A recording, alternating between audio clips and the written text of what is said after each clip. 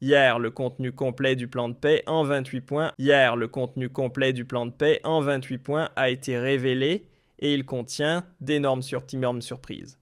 Parcourons ensemble tout ce plan et je vais vous montrer les révélations explosives qu'il cache. C'est parti. Lundi, l'Amérique a annoncé qu'elle avait finalisé un plan de paix en 28 points pour l'Ukraine, qui doit enfin mettre fin à cette guerre atroce et surtout instaurer une paix durable et stable. C'est pourquoi les médias ont déjà beaucoup spéculé sur les détails de ce plan. Et cette nuit, il a été officiellement rendu public. Et je peux déjà vous dire qu'il cache au moins 3 lignes rouges. Le journal Bild a publié la fameuse liste explosive des 28 points. Ce sont les mesures qui, selon Axios, figurent dans le plan élaboré pour mettre fin à la guerre en Ukraine. Premièrement, la souveraineté de l'Ukraine est confirmée.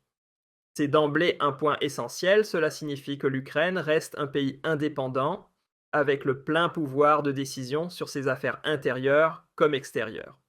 Donc l'Ukraine ne deviendra pas un État vassal de la Russie, contrairement à ce que racontent sans cesse nos médias de qualité.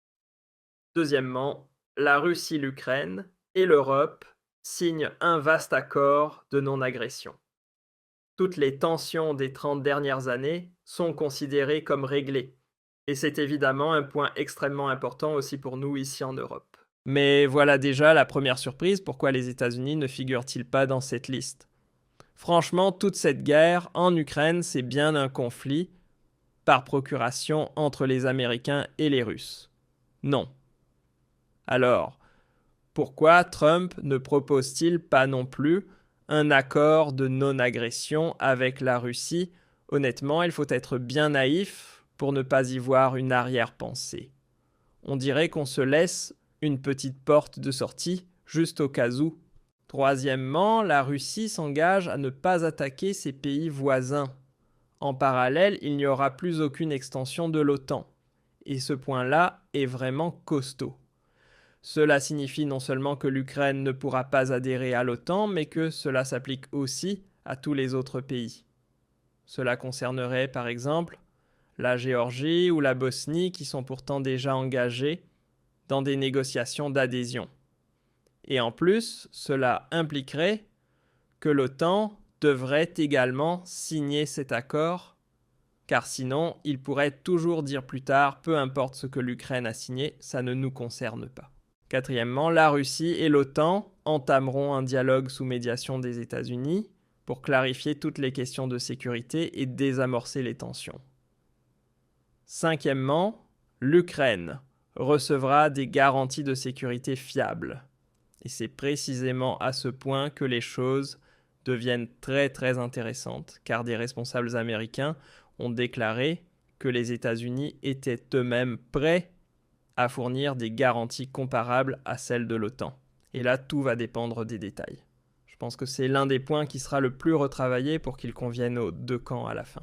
Sixièmement, les forces armées ukrainiennes seront limitées à 600 000 soldats au lieu des quelques 850 000 actuels. Et là, une grande question se pose, est-ce que cette limite de 600 000 inclut aussi les réservistes? Sinon, ce serait un point très facile à contourner qu'on pourrait manipuler à volonté. Septièmement, l'Ukraine inscrira dans sa constitution qu'elle ne rejoindra pas l'OTAN.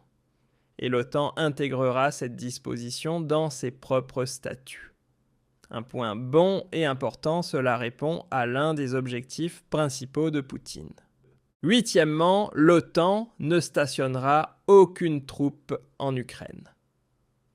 Et ça, c'est vraiment énorme parce que du coup, toute la question des forces de maintien de la paix est complètement écartée. L'Ukraine a déjà interdit la présence de troupes venant d'autres pays comme la Chine ou des États du Moyen-Orient, donc il ne reste plus personne pour jouer le rôle de peacekeeper.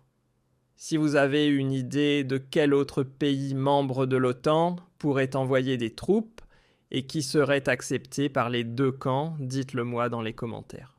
Dans les 9e, des avions de combat européens seront stationnés en Pologne. Je ne sais pas à quoi sert ce point. Franchement, je ne vois pas pourquoi il devait absolument figurer dans l'accord. Dixièmement, les États-Unis accorderont une garantie de sécurité et recevront en échange une compensation. Si l'Ukraine attaque la Russie, cette garantie devient caduque, mais en cas d'attaque russe, une réaction militaire ferme et coordonnée sera déclenchée. Et là, on a tout de suite deux énormes bombes dans le texte. Premièrement, les États-Unis veulent se faire payer pour fournir leur garantie de sécurité. Et deuxièmement, ils inscrivent carrément dans le traité un mécanisme automatique de riposte militaire si la Russie attaque à nouveau l'Ukraine. Et combiné avec les garanties américaines, cela signifierait très clairement attaque aérienne des États-Unis. Ainsi, Donald Trump s'assure d'avoir une sorte de feu vert moral auprès de sa propre population pour attaquer la Russie, car tout serait déjà écrit dans l'accord et présenté comme une provocation délibérée de Moscou. Ce ne serait donc plus une frappe préventive américaine, mais bien une riposte, ce qui passe évidemment beaucoup mieux auprès de l'opinion publique. Et je pense que c'est exactement ce que les États-Unis entendent par garantie de sécurité à l'Ukraine. Onzièmement, l'Ukraine sera autorisée à rejoindre l'Union européenne. Ce point était déjà plus ou moins acté depuis un moment. Mais soyons clairs pour l'UE, c'est une véritable catastrophe, car cela signifie qu'elle accueillera un nouveau membre qui, pendant des décennies, ne versera pas un centime dans le budget européen et restera en permanence dépendant du soutien financier de l'Union. Le contribuable allemand, lui, va adorer ça.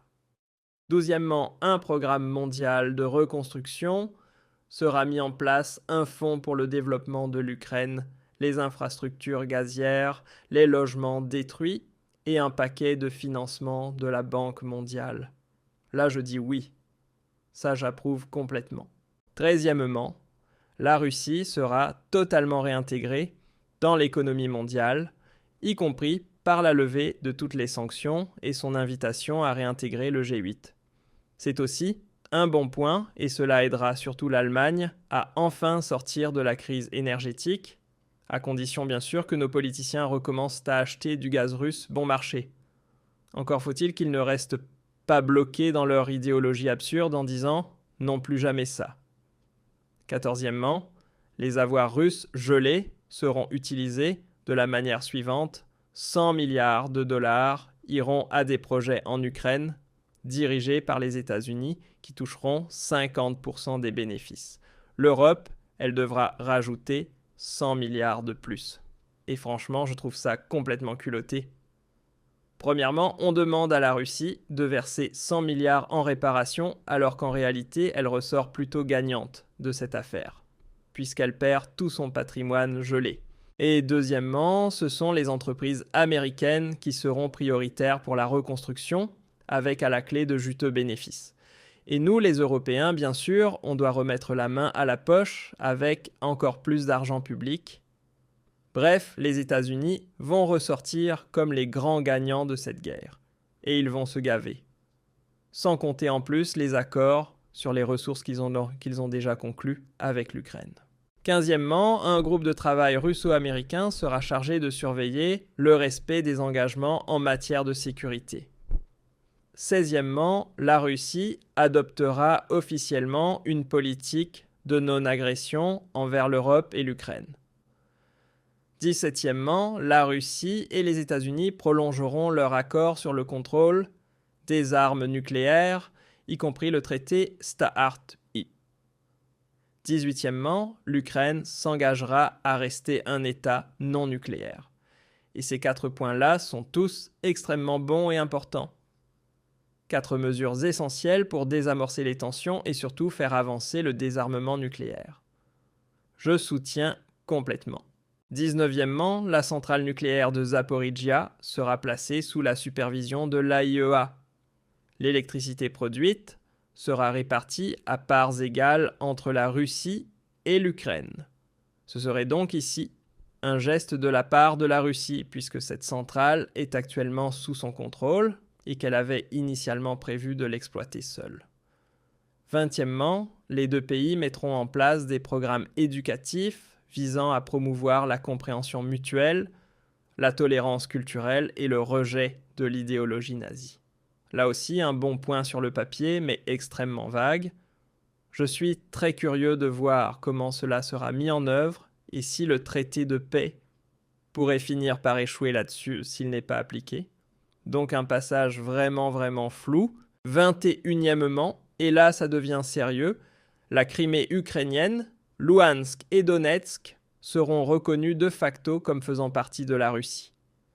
Kherson et Zaporijia, elles seront gelées le long des lignes de contact.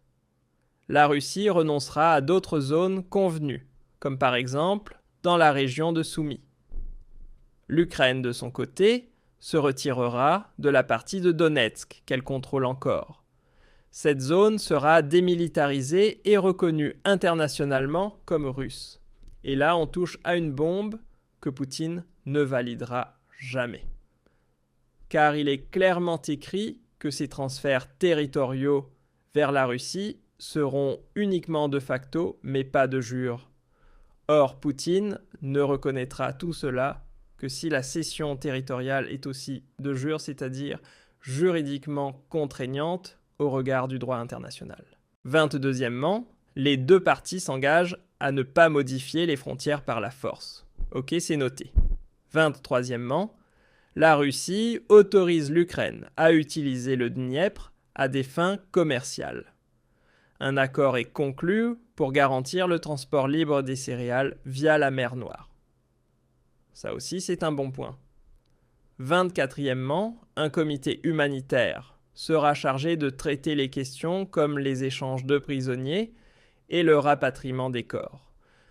Tous les prisonniers civils, y compris les enfants, seront libérés. Là encore, un excellent point. 25e, et là ça devient intéressant, l'Ukraine devra organiser des élections dans un délai de 100 jours. Et il faut absolument ajouter ici que les résultats de ces élections devront être considérés comme définitifs et non pas comme en Roumanie où l'on recommence les scrutins jusqu'à ce que le résultat convienne. Donc oui, c'est un point crucial. 26e, tous les acteurs impliqués dans la phase de conflit bénéficieront d'une amnistie complète. Toute revendication future sera exclue. 27e, l'accord deviendra juridiquement contraignant. Sa mise en œuvre sera supervisée par un conseil de paix dirigé par Trump. En cas de violation des sanctions, seront appliquées.